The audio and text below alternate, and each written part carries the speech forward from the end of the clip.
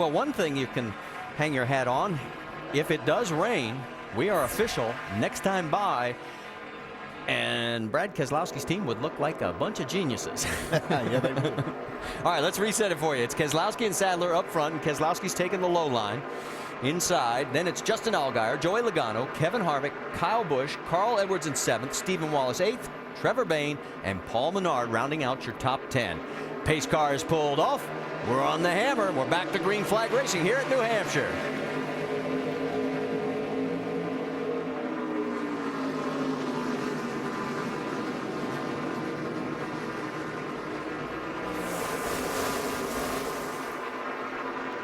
Keselowski opens up about a 3-car length lead, while right behind him, Joey Logano's looking to go under the 88 of Elliott Sadler. Well, there's some heavy-duty racing going on right behind Keselowski.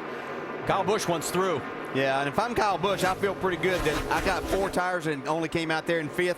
And what we've seen long green flag runs so far, that we made the right decision. Well, this race is now official, so it doesn't matter what the weather does. This one's going to end sometime today. Right now, a lot of guys are driving like it's the last 10 laps. This is their opportunity to gain a few spots. This thing gets strung out, it's really hard to pass. I mean, we saw a while ago Kyle Busch put everybody down a lap except the top 14. Wow. Did you see the Roush cars just zipping around high and low? As we said, there's a lot of racing going on here at New Hampshire. Battle for third between the Joe Gibbs Racing teammates. You got Kyle Busch right in front of the 20 of Joey Logano, and there is second place, Elliott Sadler. Now remember, Sadler stayed out. Yeah, Elliott's doing a nice job in his Dale Jr. car for the first time. They stayed out and looked like his car didn't fall off much, and that was probably somewhat behind the decision that they made, that they're not that great on new tires, but the car stays with them. Yeah, we're talking about crew chief decisions. I really do agree with you on the 18. I think they made the right call to get that car in, get 4 tires. And I think the right call for the 22 was to stay out, because they didn't really have the track position, and it's worth a lot. It's actually worth speed. If you can look at, Keselowski already has almost a 2-second lead since the restart. Well, and you saw that Kyle Busch has already cleared the 88. Here comes the 20 also as Logano goes through. Here comes Carl Edwards following, and Kevin Harvick right behind as well. While this is going on, let's find out what happened with Taylor Malsom and Ricky Stenhouse. Doc, you've caught up with Taylor? I have back in the garage area, Marty. His Toyota spinning on lap 95. Taylor, what happened? I don't know. We're just trying to run laps. You know, I haven't been here much. I haven't been in these cars much. I'm just trying to get situated with them and figure them out, and we just got dumped by the 6, I think. Nothing our doing. The guys did a good job of giving me a car I could race with and just trying to log laps what we're doing. Why would he dump you? I don't know. You got to ask him, I guess. Okay, not very happy back here in the garage, Marty. Well, we'll have to wait to talk to Ricky Stenhouse. He's still out there right now. For Taylor, top 15 finishes in 2 of his 3 prior NASCAR Nationwide Series starts. All this action still going on. Paul Menard's in the thick of it, along with Kevin Harvick and the 12 of Justin Allgaier. Trevor Bayne trying to stick his nose in it as well in the 99. And we're seeing another situation here where Kevin Harvick's car is just not that good on fresh tires. It takes him time, but he's in the middle of a lot of cars that are pretty good. Well, we saw that in the first run, Andy. He slid back and then all of a sudden started coming back about 10 more laps. Yeah, but I'm afraid on this run he's losing a little bit too much ground and too many spots. It's taking a lot of time to get by Paul Menard. Paul took 2 tires the last time he came in. And you can see, I mean, it not really hurting Menard. I mean, he's still running fast. Harvick on the low side. There's Allgaier, the 99 as well. And here comes Reed Sorensen. Whoa, and Reed got a little loose at the tail end of that line. Yeah, there's just no banking down on that part of the racetrack. You go in there and your car just takes off the front end. Won't get much grip there, and you have to really be careful. Make sure you don't get into the guy and create a problem for yourself and someone else. That's a 6 all the way through 10th position on your screen right now. We'll tell you you're not missing anything up front. Brad Keselowski leads Kyle Busch by 1.6 seconds. And sort of has straightened out here for a moment. Let's go back to the front and show you that's what it looks like as Brad continues to lead now. He has led 52 laps. Kyle has led 46. We've had 6 different leaders and 11 lead changes. And you see that we're working 108 laps. Let's talk about what's going to happen on ESPN2 with the Summit Racing Equipment NHRA Nationals qualifying tonight at 7 Eastern, the finals tomorrow at 7 Eastern. Then NASCAR Now tomorrow morning at 8:30 a.m. Eastern. That also on ESPN2. Then next week's NASCAR Nationwide Series, the Subway Jalapeno 250 at Daytona, Friday, 7:30 p.m. Eastern Time. And the Eyes On IndyCar Series at Watkins Glen, Sunday afternoon on ABC at 3:30 Eastern. While we're in commercial break, as you ride along with the leaders up front in this race, and you can see Kyle Busch is getting closer to Brad Keselowski. We'll tell you that Stephen Wallace had an unscheduled pit stop, had a problem with the left rear. He was 13th. He has now dropped all the way down to 20th, 1 lap down, and he's coming off top 10 finishes in his last 3 races, Vince.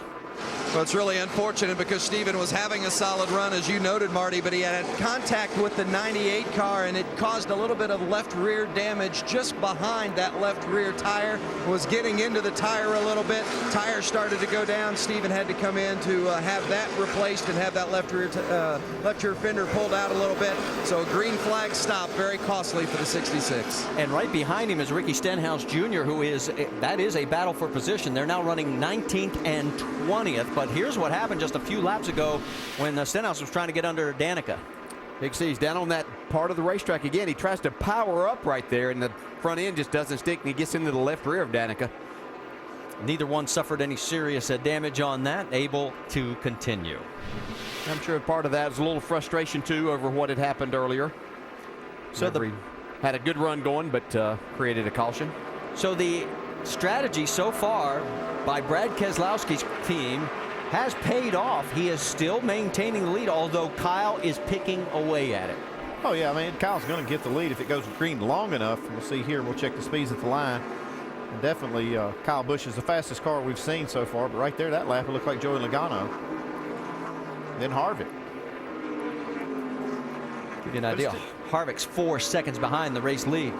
Yeah, it was still a good decision by Keselowski's team because they were running, I think, 4th when they made that pit stop when the other leaders made it. And they're still, they're going to lose this spot, but they'll still be right there 2nd or 3rd and probably till they get inside their pit window to make that last pit stop. If you weren't with us at the beginning of the race, the longer the run goes, the better that 18 car gets. And that's bad news for everybody else in this field because, again, here we are starting to get into a longer run. Yeah, but if he looks in his mirror, he's going to see his teammate back there, and his car was a lot the same way. He just started a little further back and didn't start the race off very good, but they've worked on that 20 car, and so I think he's going to have to deal with him, his teammate, before this race is over. We talked about at the beginning of this race, 23 different winners in 23 races. Kyle Busch in 2nd place is a former winner, 1 of 6, but Brad Keselowski in 1st, Joey Logano in 2nd, would make the streak continue at 24 if they were able to win.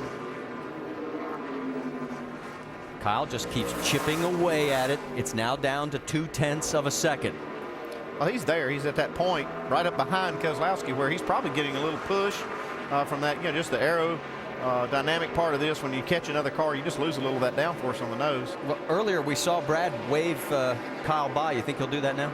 Yeah, I think he's going to give him that spot here in just a minute. I don't think that he's going to press you. They've accomplished what they wanted to. They've got their track position back here now, so everything's going good. And whenever the caution comes out, they're going to be in position to make their 4-tire change and then race for the win at the end of this.